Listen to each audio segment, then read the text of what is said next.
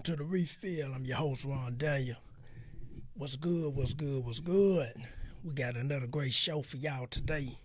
Listen, we're glad y'all tuned in today to episode 29.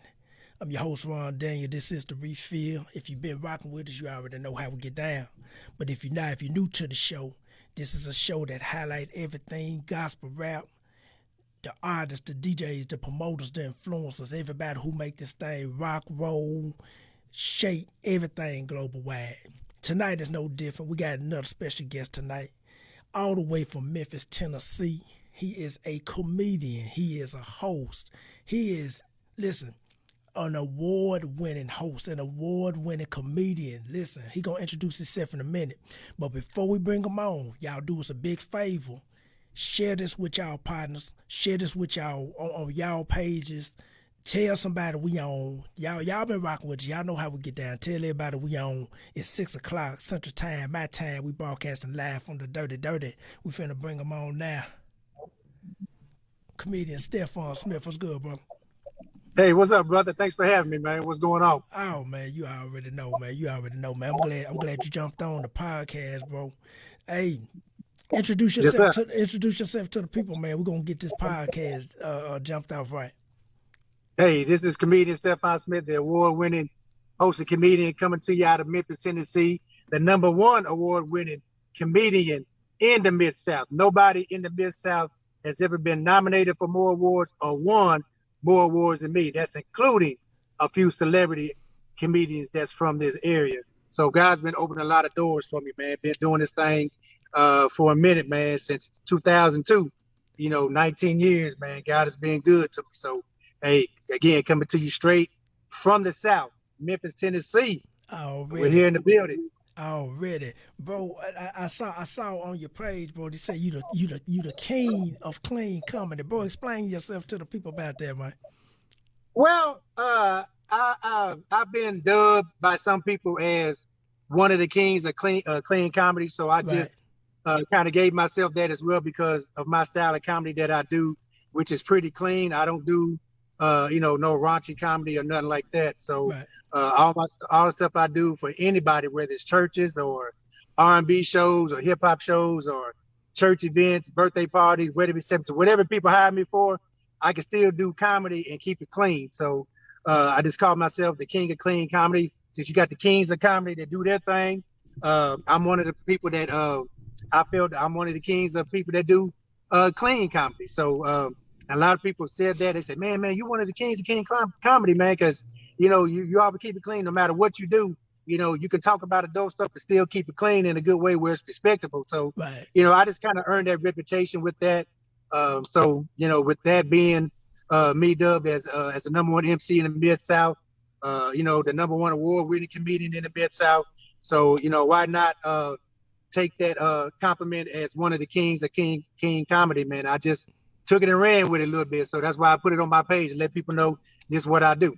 Already, bro. Hey, I tell people all the time, ain't nothing wrong with boosting up and hyping up what you doing, man. That's how you get seen. That's how you get heard. Some people think it's a flex. Some people think it's he just bragging. No, ain't nothing wrong. Ain't nothing wrong with talking about your accomplishments, man. And plus, we gonna get into this thing, man, because you've been in it for a minute, man. Take us all the way back to the beginning, bro. When you first started, what was it that got you into comedy in the first place? Well, you want me to go all the way back 19 years. Let me break it down. First, let me say in response to what you just said about there's nothing wrong with people talking about their accomplishments. As long as you're not bragful and boastful about it, there's nothing wrong with letting people know what you did. But a lot of times I don't have to talk about what I've done. I tell people to Google me and look at my resume, and they'll see the things that I've done and people that I've done shows with and stuff I did. And you can Google my name on the page, and my name will pop up on the first 5 pages of me doing stuff. So, I don't always brag about that because it's not about that. I just felt I've been blessed that God has allowed me to do a lot of different things. So I talk about a lot of different things I've done because God has blessed me to be able to do them things. So, but a lot of times I just tell people to look me up. And once they do, they say, oh, man, I didn't know you did this. I know you did that. I say, yeah, but I don't talk about it a lot because it's not about me, and I don't want people to think that I'm trying to brag on what I've done. Right, I'm just blessed to be able to do what I do, and God has opened doors for me. But to get back to your original question, going back 19 years, where it started off, I used to model professionally for 15 years. So I was doing that before I got into comedy, and I started acting. right. In the stage. I started acting, and this female comedian, well known here in Memphis, by the name of Irma Johnson, who used to be on Def Jam, BET, Comic View, all that stuff. She started doing stage plays like in 2002, and she did this stage play called Jesus is Calling, Will You Answer? And she cast me in her play. Right.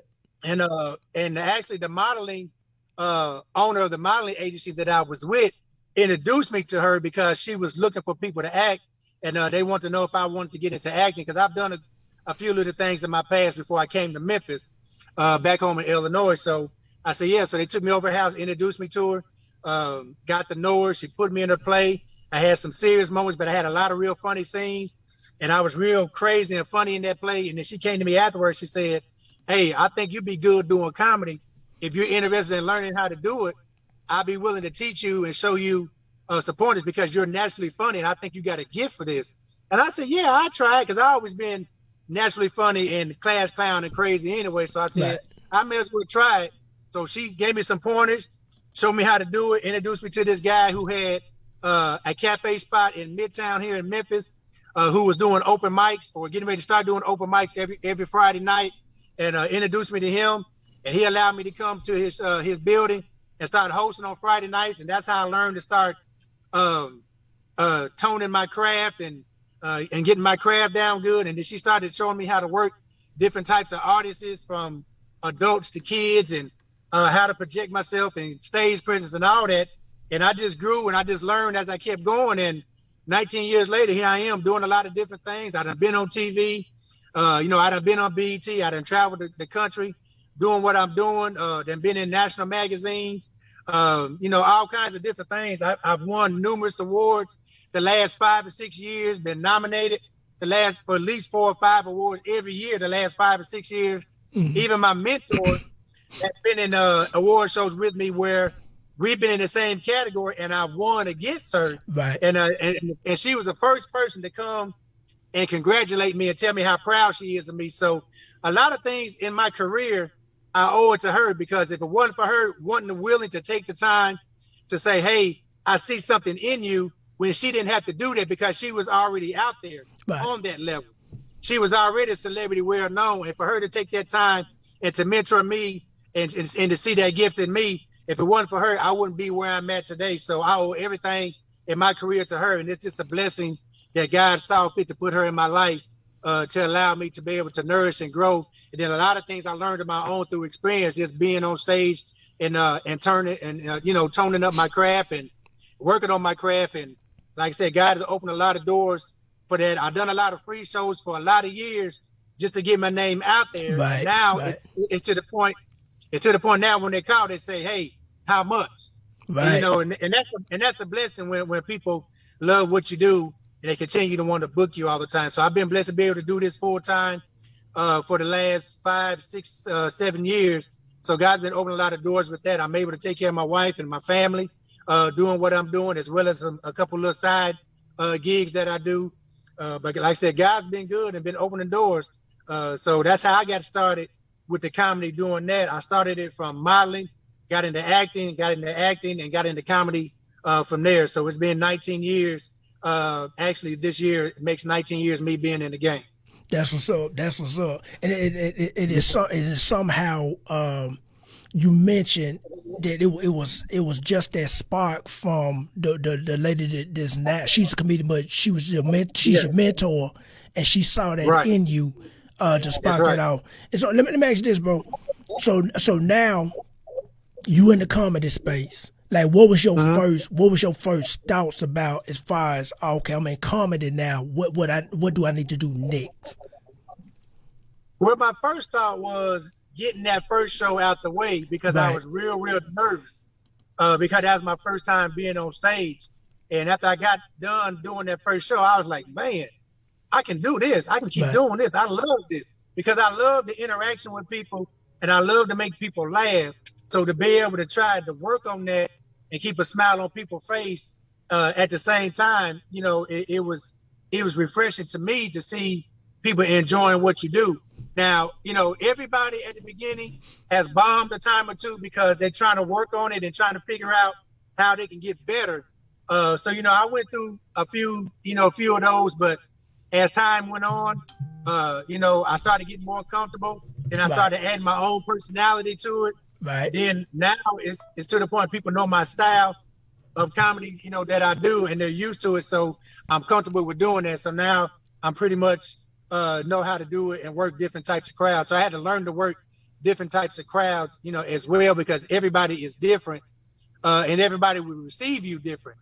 You know, you have an older crowd that you have to learn how to cater to. Then you may have a younger crowd that you have to learn how to cater to. Then you may have kids that you got to learn how to cater to. So I was able to learn how to work all those type of different age groups with my style of comedy and come up with material that is going to coincide with whatever group or type of show that I'm doing at the time. So once I got that out the way, I was like, man, I love this. And then I just kept pursuing it and I didn't give up through the good times and the bad times. I never gave up and I kept pushing, and praying that God would open doors. And, you know, I did a lot of R-rated comedy at the beginning, but later on I started transitioning into clean comedy because I felt, and then I realized at the same time that everybody didn't want to hear all that cussing all the time. Right. And once I started learning how to be versatile with my comedy, a lot more doors started opening up for me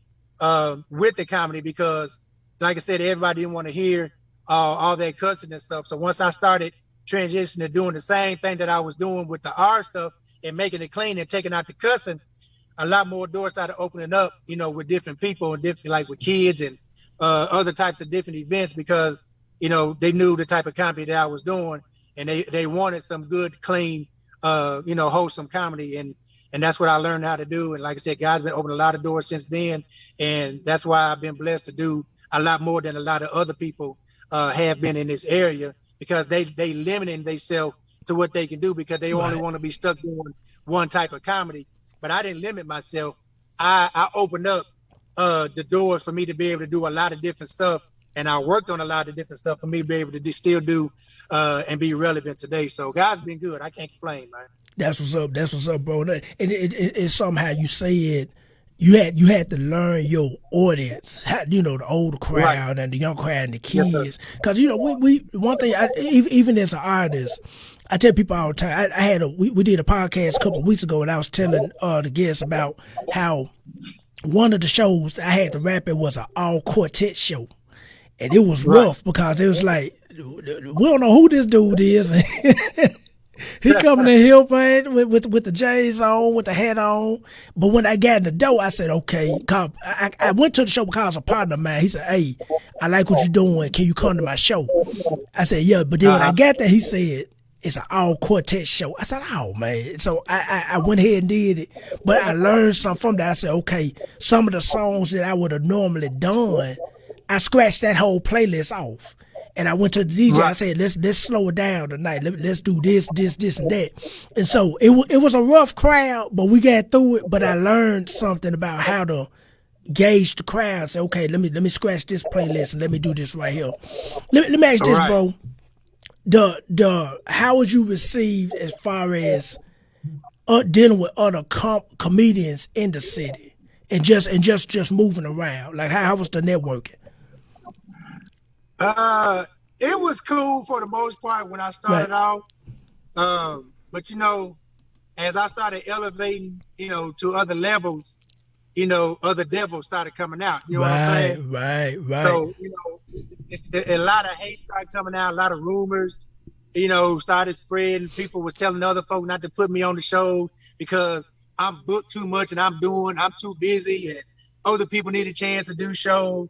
Or they would tell people not to put them on the shows because I was more funnier than some of the other people on the show. They didn't want me to get the spotlight, you know, and all this other kind of stuff. And, you know, they stopped inviting me to shows sometimes because they didn't want a lot of people to shout me out or recognize me in the building. And it wasn't about that. I was just coming because I thought they was fellow comedians, that I was cool with, So I mean, I'm still cool with some of them for the most part, but a lot of them, they do their own little thing. And, I kind of shied away from some of them because of the type of comedy that they do. Right. So I kind of stick in my own lane. Like I said, I don't have a lot of time for haters or clicks. I don't do no clicks. A lot of them are clicked up. A lot of them are clicked up and they book each other for shows all the time. And it'll be the same comedians on doing the same shows all the time.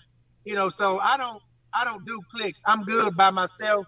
I got my own name out there that I'm doing. So, and I'm well connected in the industry anyway, with people that they trying to get. So I'm connected with a lot of celebrities, a lot of promoters, people that they trying to get, So like I said, as I started elevating, and anytime you elevate like that, you're going to start seeing who your real friends and who your real supporters are. Yes, sir. That's doing the same thing you're doing. So, but like I said, I don't hate on anybody. I don't hate none of them. I just know how to separate myself from a lot of hate and from a lot of riffraff and, and negativity. So I try to stay away from all that. But when I see them, I'm cordial to them. I speak to them. But, I just stay away from that. But for the most part, they respect what I do, with the comedy, and a lot of them still try to hit me up and ask me for corners and things like that. A lot of them that hated on me be in my inbox now, Right. Hey man, how you do contracts? How you do your contracts? What's your secret for you staying so busy and getting booked for all these shows and you ain't got no manager or no agent and, all that? Cause my agent don't never keep me busy. And I tell him, I say, look, you just got to hustle. I don't tell them my secret. That's it. I say you just gotta hustle because these are the same ones that hate on me, but they secretly in my inbox trying to ask for help. Right. So I just tell her, I say, look, you just gotta hustle and just do it, the best way for you, to get your shows. I don't go back and try to really just try to help a lot of people that didn't want to help and support me. Right. It's not that, and I'm not gonna give out a lot of my contacts to people that don't want to support me. I made that mistake a lot, trying to help a lot of other people. Yes, sir. Thinking they're gonna help me, and then when I want to help, they turn me down or turn me away, and then want to put me in front of the people that could have got me to another level. You know what I'm saying? So, yes, sir. But I ended up getting to that other level with meeting the same people that did try to neglect me from me. So God opened that door where I ended up meeting them people anyway and getting in the door. So, right. I don't care if people tell me no, because I'm always gonna find a way, to get what I want. And God is going to always provide and open up that door for you to get to where you're trying to go anyway. So a lot of people tried to tell me no, but didn't know that no was going to turn into a yes anyway without their help. So, I'm good anyway. And some of them are still stuck where they at now, trying to get to the level where I'm at, and all that kind of stuff. So like I said, I'm good. I don't worry about that kind of stuff. So, God is still going to open doors regardless of whether people want to help me or not. I'm still going to get there anyway. Right. We gotta. I'm listening to you, and it's like I'm looking at a mirror because, bro, I done been down that street, man, and now I'm the same way now. It's like I keep my context to myself because I've been burnt before. You know what I'm saying? I've helped people. I've taken time out of my day, to sit down and talk to people, and they say, hey man, how you do this or how you do that, and then these same folks, they don't even chop it up with you no more.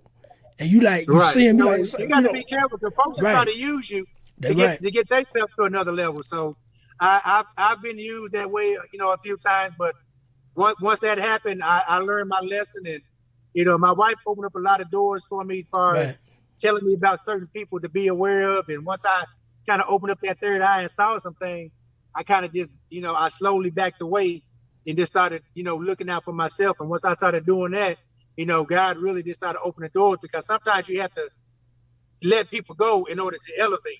You know what I'm saying? Right. As I always say, sometimes you got to separate in order to elevate. Yes, sir. So once I learned to separate myself from certain people and certain things, God elevated me because it was certain people that was around me that was really holding me back. And God wasn't blessing me with what I wanted was because of certain people that I was hanging around because God didn't want them people to leech off my blessing. Right. So once I got rid of some of those people, God said, okay, here's the blessings I've been trying to give you. Here it is. And God just been crazy with the blessings. And like I said, that's how I've been rolling, man. So, like I said, a lot of people like yourself have watched me and seen me and hit me up, that I be forgetting have even known what I do. You know what I'm saying? Right. It's just a blessing, that people hitting me up. So, I had about 3 different podcasts hit me up this week at the same time that you hit me up. Right. And I was like, wow. I said, it must be that season again. So, hey, God is good, man. So I'm blessed to be able to be on a platform, as yourself. You give me the opportunity for other people that had never seen me or heard of me before to see me, and check me out, hopefully get some new supporters or whatever. So, like I said, Right. I appreciate the opportunity that you're giving me as well. And I don't take nothing for granted. It's all good, bro. That's one thing we do here at the Refill is highlight, who moving in the gospel rap culture, and we're gonna tap into that in a little bit. But Okay. for folks who watching the show right now, Yes. I'm glad that they hearing what you saying about, you got to protect your contacts. You got to stay away from folks that mean you no good. And I had to learn that. Even to the point now, we have a saying here at the office and in our household where, everybody can be worked around if they trying to stop you from getting somewhere. And so the example I always use is every time I go to Memphis, if I-30 is closed, they always got I-70 wide open. Now, it may be slower to get there, to get to Memphis, but I can still get to Memphis. You see what I'm saying? Right. I can take I-70. Right. I ain't going to be doing 85 down I-30, but I can do 55 down I-70, but I'm still going to get to that bridge, across that bridge. So Right. the thing is, man, is I'm glad you hit on the head tonight with that. Let me ask you this. For folks who watching, now there's a lot of people that's dealing with that right now. They don't know how to separate themselves. They don't know how to tell people no. And I had to learn to tell people no, and don't flinch and don't worry about it. About the outcome. How whoever watching this, how explain to people, like, how do you get to that point of telling people, hey, I can't fool with you no more. You can't ride off my coattail no more, because you doing something. Well, I've learned from being hurt a lot from helping other people, then getting burned in the process. Right. Once you get burned enough times, you're going to get up enough courage to tell people, them same people, look, now I can't do this anymore. Right. I got to look out for myself. Because at the end of the day, your brand is all that you have. Right. Because if you don't protect your brand and promote yourself, nobody's going to take you seriously doing it. And like I said, you have to, and it's a learning process. Once you see how people are, and once they show you who they are, you have to learn to accept that and move on from that. Right. Because if people burn you once, they're going to burn you again. Already. So I had to learn to quit giving people 2 or 3 different chances that have kept doing me wrong because of the kind heart that I have for people.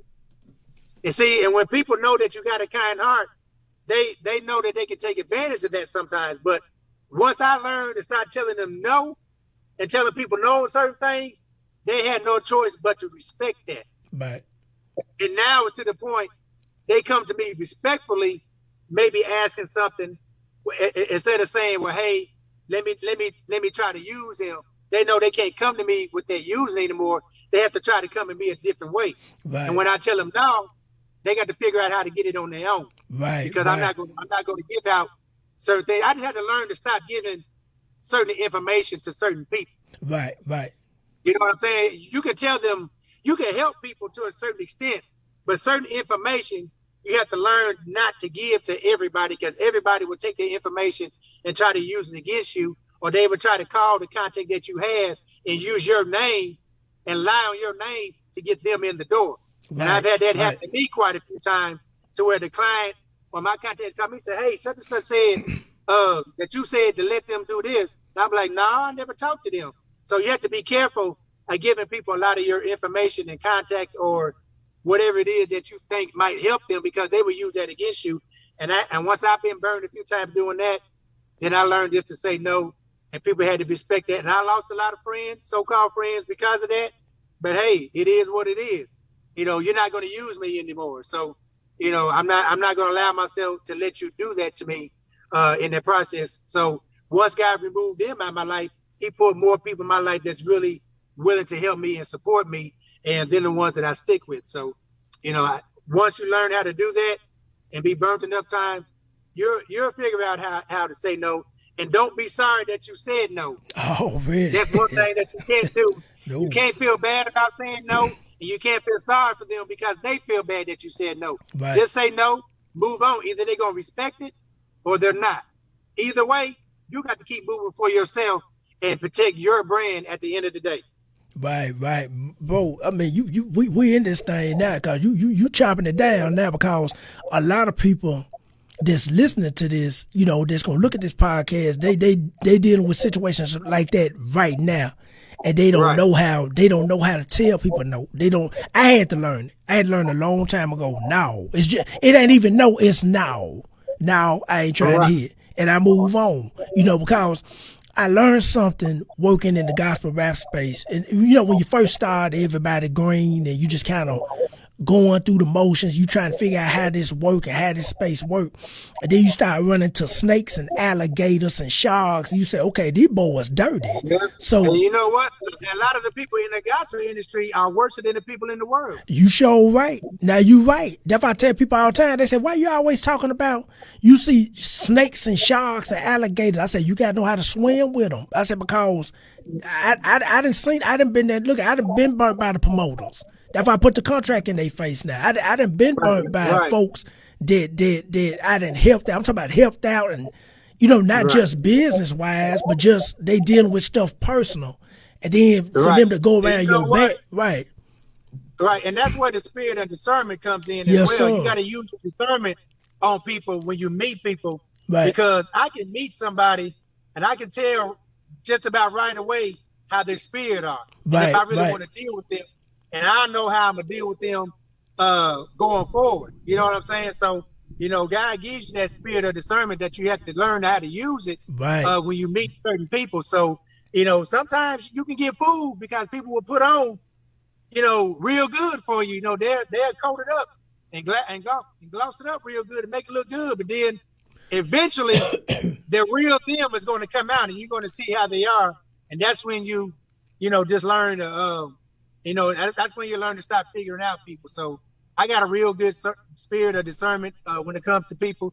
So, I kind of, I say no to a lot of stuff. Even gospel people would try to book me for it, because if I don't feel it's right in my spirit, I'm not going to do it. Right. Regardless of the show, whether it's a secular show or a gospel show, if it don't feel comfortable to me, I'm not going to do it, regardless of what they're paying me, because I got to feel comfortable and my spirit got to be comfortable at the end of the day. So that's just how I roll, period. So. Right, bro. That's real. Let me ask you this, bro. Talk about Reverend His name is Reverend Okay. Yeah. Go ahead. That character came about. I've been doing that character since 2006. Right. And actually, how it came about is I'm a big Tyler Perry fan. Right. I'm a big Medea fan, and I'm a fan of Brown. Right. Mr. Brown. So that character kind of evolved from Mr. Brown. I got the idea of creating that character, seeing Brown with Medea. And that character is kind of worse than Brown because I dress real crazy like he do. And I butcher up church songs, sermons, prayers, all kinds of stuff in that show. I actually have a show that I can do with that character that's like an hour long with just that character on its own without me doing the stand-up as myself. Right. So that character was kind of based off an idea of Mr. Brown. So that's where that character came from. And I came up with the name because when I come out with the outfit that I have on, I don't know if you've seen the picture of the outfit or not on my page. Yeah, I picture that. Because the first thing that people say when they see that outfit, they be like, no, he didn't. So anytime you see somebody do something crazy, what's the first thing you say? You like, no, he didn't. No. That's why I came with the name Reverend So when you see him, that's the first thing you gonna say. You like, no, he didn't come out with that. Or no, he didn't say that. So that's why I came up with the name Reverend and the character was evolved from Mr. Brown. So I got the idea from him, but it's not. I don't do what Mr. Brown do. I do my own thing, but the character I got the idea from the character from him. And I've even told him that before when I met him a few times. And actually I did some extra work with Tyler back in the day with Mr. Brown. Right. And he remembered me when he and Tamala came to Memphis a couple of years ago at the University of Memphis. He said, man, don't I remember you? Didn't I do something with you some years ago? I said, yeah. And I told him about my character. He said, man, hey, keep doing it. So I hope to one day to be able to do that character with him. With him and Mr. Brown. So I'm praying one day I'll be able to do that. I'm claiming that. Right. So, come out as Reverend as Mr. Brown's long lost brother or something. You know what I'm saying? So I'm looking to do that one day. I'm hoping to be able to do that one day with him. But that's where that character came from. And everybody loves that character because he's crazy. And I actually go out in the audience and have what I call healing time. Right. Where I go around and heal people in the audience. So that's what I actually do with that character too. And everybody loves it because nobody knows who I'm going to talk to or mess with in the audience. It's a big surprise every time I go into the audience doing it. So that's where I kind of came up with that character. That's what's up. That's what's up. Bro, let me ask you this, bro.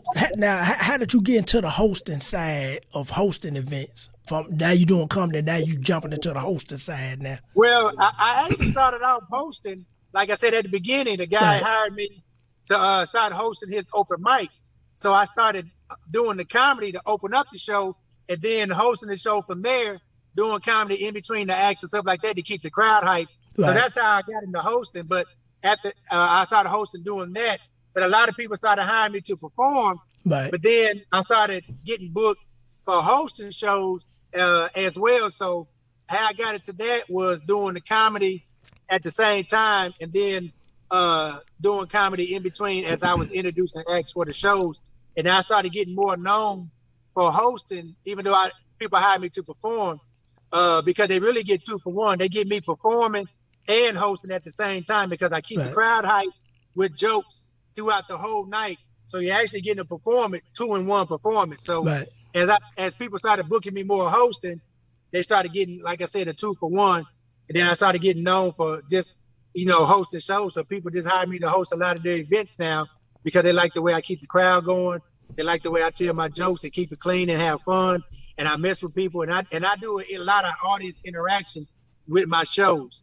So to get them involved. So I'm just not up there just talking. I actually get them involved with what I'm doing. Like I may bring people up that's having birthdays. I may make them walk the aisle like they're on the runway in the fashion show while people are clapping, singing happy birthday to them and, stuff like that. So I actually get the audience engaged with what I'm doing the show.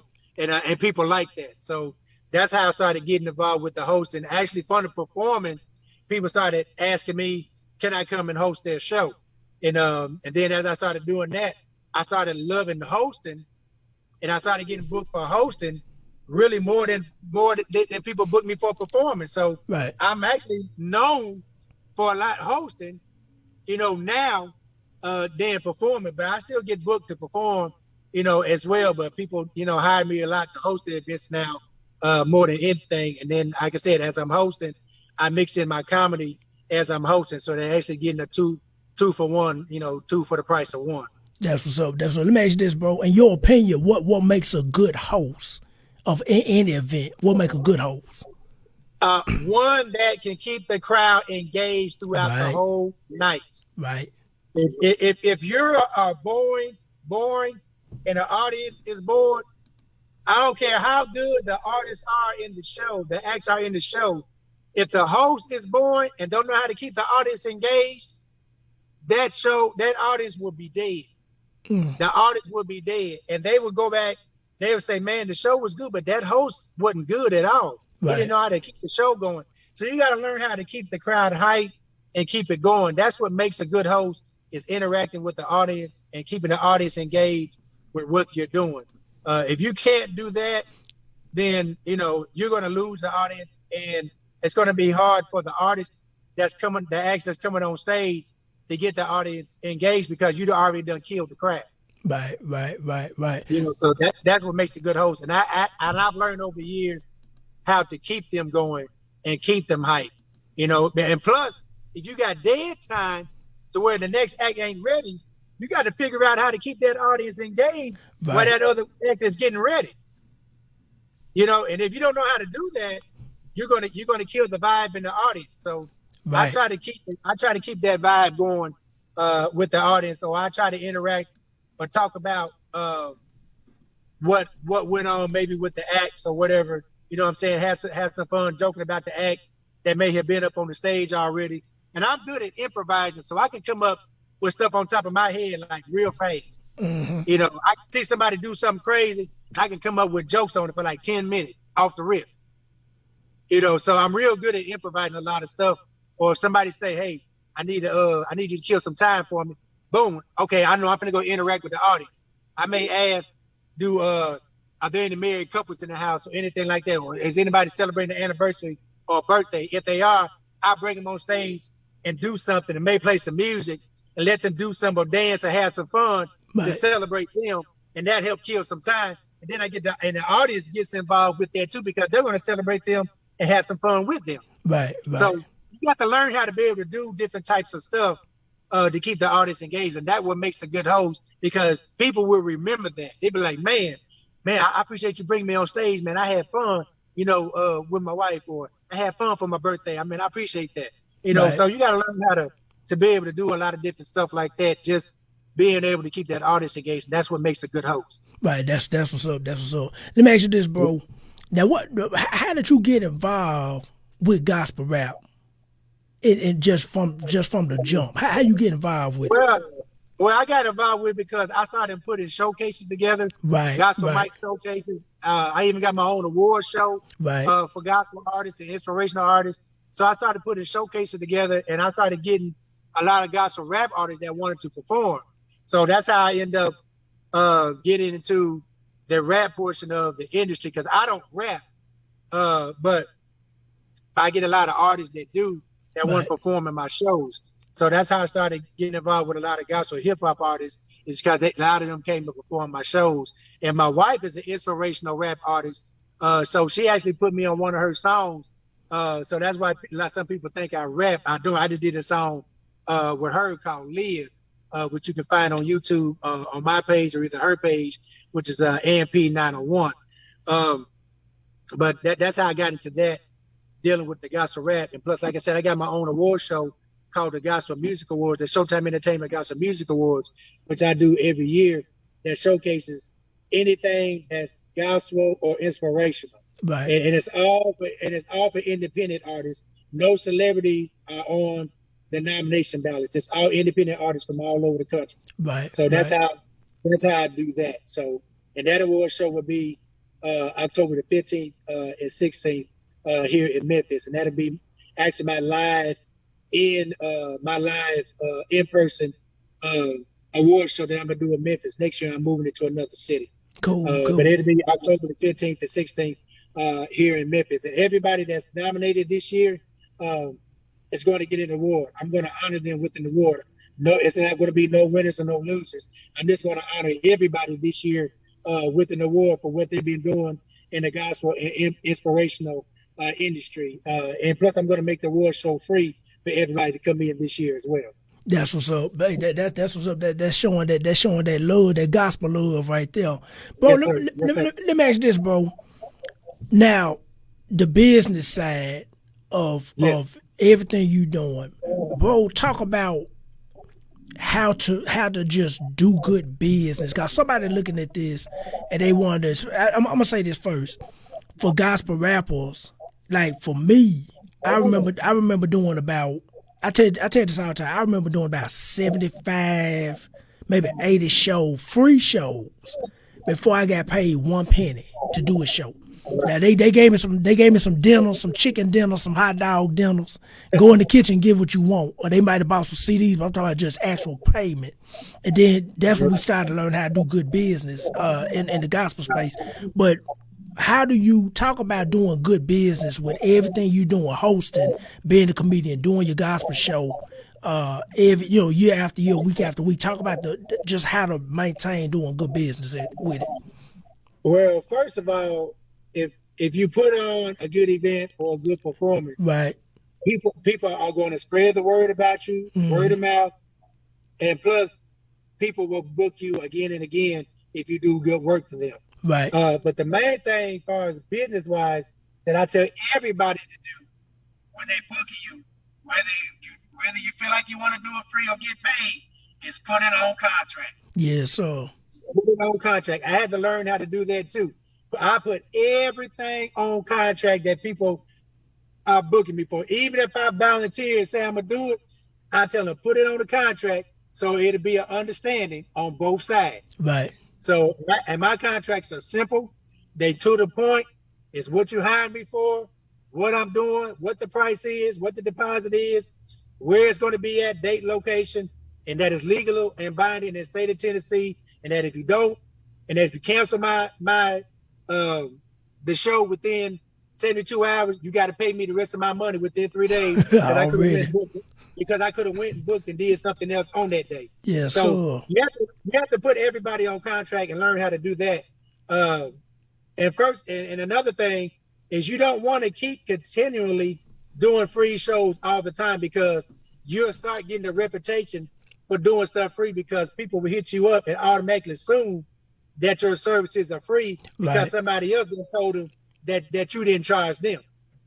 So you have to be careful with who you do the free shows with, because people will tell other people, well, you can book him, he free, he ain't gonna cost nothing. But you may be charging. But they assume that you're free because somebody else done told them. And another thing you have to tell people when they book you is don't discuss your business with anybody else as far as what you may charge them or whatever, because your fees may be different for somebody else than it was for that person. Because you may hook your friend up that you've been knowing for years for $50, but somebody else gonna have to pay you $150 or $200. And you don't want that person to say, well, he only charged me $50. Go on book. He only charged me $50. But then when that person try to book you, you tell them $200. Well, the other person said you only charged them $50. Now you got a dilemma. So keep your prices according to what show you're doing, how long they want you to be on stage, whatever type of show you're doing.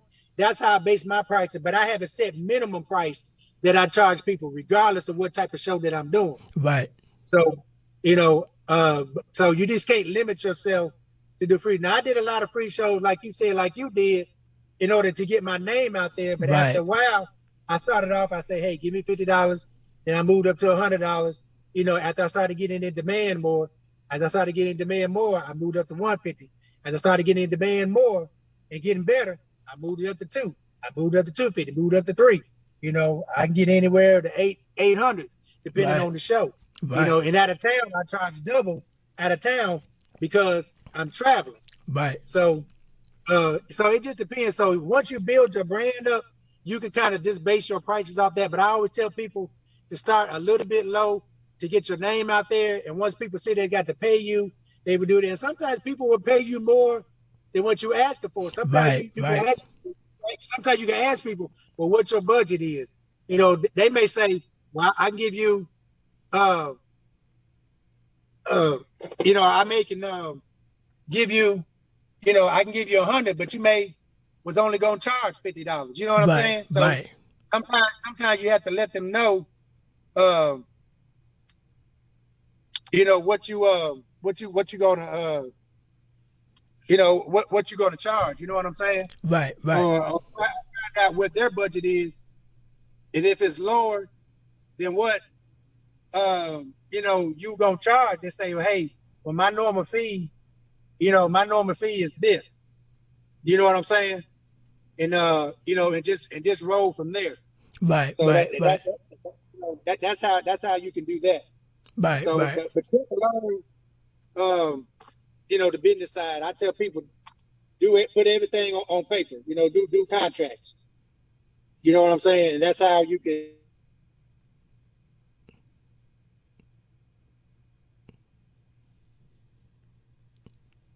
Oh, I think we lost you, bro. Did we lose him? Oh, I think we was getting good, and I think we lost him. So we're gonna talk a little bit before until you get back on. We're gonna wait for comedian Stephon Smith to come back on. That was good though. Hey, if you listening, I'm gonna piggyback off what he's saying. Is you gotta present paperwork, in order to do good business. We're gonna wait for him to get back on, but you have to. For those who watching, you have to have your contracts in order. Have your paperwork in order. Present the contract. If they don't agree to the terms, don't do the show. If they saying, well, I don't pay local artists, don't do the show. Especially if you have a resume that you've built up over the years and it warrants payment, get paid. If they don't want to pay, go to the next show. Go to the next opportunity. Listen, I've done that where, I've had phone calls where someone said, hey, I've been to your show. I like what you're doing. I like how y'all get down. Can y'all come to my event? And we like, yeah. And I would tell them, hey, I'm going to email you a contract. I mean, we have a 4-page, just a standard contract. We email it over. We get a call back. We got a call back saying, hey, I don't pay local artists. I said, well, who said we local? I said, we travel all over the nation. And so we local to you because we may live in the same city. But if you saw the resume and you saw our schedule, you see we travel everywhere. Las Vegas, Mississippi, Louisiana, everything. So, okay, here you go, come back in. And so we travel all over to see if we can get them back in one more time. And so I'm going to keep talking till you come back on. And so, there you go. Yeah, you got it? We got you back in there, bro. Yeah. But my man, oh, you good, bro. Hey, we used to it, man. We this look here.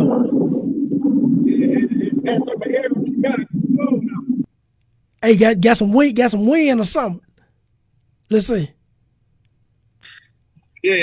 Hello? There you go. We got you in there. You in the game. You back in the game now. Something going on with the audio just a little bit. There you go. Okay, that's better. Yeah, I had to turn my air down a little bit. Yeah. There you go. All right. But yeah, hey, bro, you was talking about finish talking about those. Oh yeah, you talking about my bad. Sorry about that, audience. Oh, you good? We got you in there. Yeah, I tell people put everything on contract because contracts are good. And it keeps people fair and it keeps them honest. Right. Now you may get someone that may try to break the contract, but you can take them to court for that. Yes, sir. So, but most people that I deal with, 99% of them don't have no problem with the contract. So I always get a deposit up front, and then get your money, the rest of your money when you get there according to the contract. Because I put in my contract that I get half my deposit up front and the rest of my payment when I get there before I hit that state. Yes, sir. Yes, so, sir. If you want to do good business, tell them put stuff on contract. And and if they got a property on contract, then you know something wrong. Oh man, you know me, I'm good now. No, put it on paperwork. It's business at the end of the day. That's it's just business. That's it, bro. We ain't doing no handshaking, you know me type of business. I'd have been there and done that with that, got burnt with that, and now everything is paperwork. Read that paperwork and let's talk about it. And so that's right. Yeah, everything got to be paperwork. So that's how I do good business with people, and even if I hire people, I put them on contracts as well, so we all have a good understanding. Right. That's what's up. Bro, what's next for you? What's next for you, bro? Coming up, we everybody dealing with this COVID stuff, and hopefully, Lord willing, that I'm starting to see people move around now. And a lot of these states taking these mandated mask requirements. They say, hey, you ain't got to wear it. No, I'm still wearing mask. But a lot of people walking around now with them things also. Everybody kind of moving around, shopping. I'm seeing the parking lots full now. I'm driving by clubs at night. I see the parking lot full. I'm seeing the stores getting full, the shopping centers. And so what's next for you, bro? Coming up 2021. You talked about the show, but what else you got coming up, bro? Well, I got a few shows coming up. I got a couple of shows coming up this month. I'm going to be doing here in Memphis. I got a fashion show I'm hosting on the 16th. Right. For domestic violence awareness. So I'm be doing that. And then I got to go to St. Louis on May the 1st to host the St. Louis hip hop and fashion awards. Right. So I'm going to be doing that. Then I got some other things coming up. And this summer, I'm going to be doing another live comedy DVD. So I'm going to be filming that again this summer. And that's going to be called hashtag Share the Last. Mm-hmm. So that's going to be my new live taping that's going to be coming up this summer, and that's going to be free as well, so I can pack the place out. Right. And right. I'm going to film that real professionally because I'm going to pitch it to like HBO, Comedy Central, Netflix. I'm going to be pitching to all them. So that's the type of quality that the show is going to be filmed at this summer. So I'm talking to a couple of my guys about who's going to film it. So be looking out for that. I just got some other stuff that I got that I had booked for last year that got pushed back to this year. Right. So a lot of stuff from last year is opening up for this year. So my schedule is starting to get full. And then I got a few award shows to go to that I'm nominated for. So I'm going to do that to see if I win. So I'll be going to Atlanta twice this year for 2 different award shows. I'll be coming to Little Rock for one. Then I got mine in October. So going to be doing some things, man. So the doors are starting to open back up for a lot of shows this year. So God's been blessing. So that's what I've been doing. I got some new skit videos me and my wife are going to be doing that everybody's going to be checking out soon. And my Reverend I'm going to be doing some skits with him. So be looking out for that pretty soon. So if people want to follow me, they can follow me on all social media sites on the comedian Stefan Smith, as well as the Stefan Smith Show, which is my my podcast show that I'm going to be starting back up, as well as my TV show I'm going to be starting back up pretty soon as well. So be looking out for that. Again, comedian Stefan Smith on all social media sites. You can follow me there. And you can go to YouTube to check out some of my comedy videos on the comedian Stefan Smith. You go to my website, comediansteffansmith.com, to check out my resume, people that I worked with and different things like that. You can also order merchandise on there. I have Showtime Entertainment, which is my company, my T-shirts. I have custom-made Showtime Entertainment shirts. I have custom-made Laughter's Good for the Soul T-shirt. That's my DVD that I have out now. It's been out for a few years now. It's called Laughter's Good for the Soul. They're $15 on my website. It's my hour comedy special with 30-minute bonus footage of my Reverend character. So you can get my DVD on there on the website, or you can cash at me, money sign comedian Stefan Smith, $15. And you can leave your name and address, and I'll mail it to you. Just add $3 for shipping as well. So I got all that going on. Like I said, God's been opening some doors, so I'm getting ready to start getting busy again this year. So if anybody interested in booking me for a show, they can look me up on Facebook on the comedian Stefan Smith on my regular page or my fan page. They can send me a message. They can email me at comedianstefansmith@gmail.com, or they can call me. My number is nationwide. It's 901-273-4039. Also, check this out. I got my own custom. Yeah, the mask. Yeah, I see it. So I got my own. Yeah, it's my business card, which is my mask. So I got that going on. So if you want to book me for a show, y'all just holler at me. I perform. I'm free to go anywhere in the country for any type of show, big or small, kids, adults, wedding receptions, birthday parties, family functions, family reunions, any type of show, gospel show, R&B show, hip hop show, whatever type of show you can use a good host for or comedian. That's what I do. Hit me up. My resume speaks for itself. Guaranteed to have you laughing and acting a fool the whole night. See, acting a fool. That's what it is, boy. You see me. You know I'm ignorant. Yes, sir. Hey, acting a whole fool. Hey, bro, before we get off this thing, bro, got any last words to the people watching, man? Hey, man, look, just keep God first in everything you do. You can't go wrong. Stay humble. Stay prayerful. Always remember those that helped you. Yes, sir. To get where you go. And always reach back to help people as well. that's how you get your blessings as well, is by helping other people. So, and also learn how to help people without always wanting something in return. Right, So right. that's how you get blessed as well. But just stay humble, keep God first, keep hustling, keep grinding, protect your brand, and watch God opening doors for you. Yes, sir. Bro, we gonna end the show off that right there, bro. Listen, y'all, that was comedian Stephon Smith. And Yes, sir. bro, Appreciate y'all. already, bro. I'm gonna hit you up soon as the show. I'm gonna hit you up, bro. I'm gonna hit you on the inbox. I'm gonna hit you up with something. All right, brother. Okay, bro.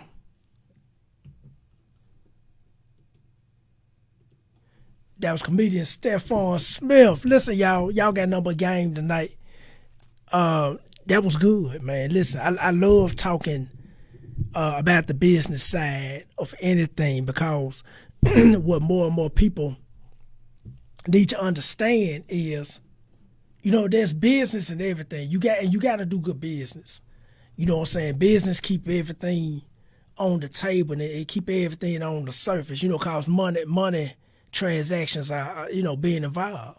So you got to do good business, man. And I think the one thing, it was a lot of things we can get out of what Stephon Smith was saying tonight. But one of the things is doing good business, and I had to learn to do that over the years. Is not doing the good business, but I always felt like I done good business, but just the paperwork portion of doing business and making sure contracts are valid and good, in good standing and all that good stuff. So just present the paperwork, and putting that paperwork forward, and just letting people know, hey, I'm professional with what I do, everything I do. So read the paperwork, sign. I need to get paid, and everybody gonna have a good time. So, that was good. Listen, we're glad y'all tuned in tonight, man, to episode 29 of The Refill. Again, I'm your host, Ron Daniel. Listen, you can follow me on all social media at Ron Daniel Go. You can also donate financially to the show. Yes, listen, I'm asking for money because we need money to stay on the internet. That's all it is, to help grow all this stuff y'all see. And we continue to grow and grow and grow and grow. We need money to grow. So if you like what you see, man, donate. Just look at the bottom. You see the information at the bottom. Cash out, VENMO at Skyway Media, or you can donate to PayPal.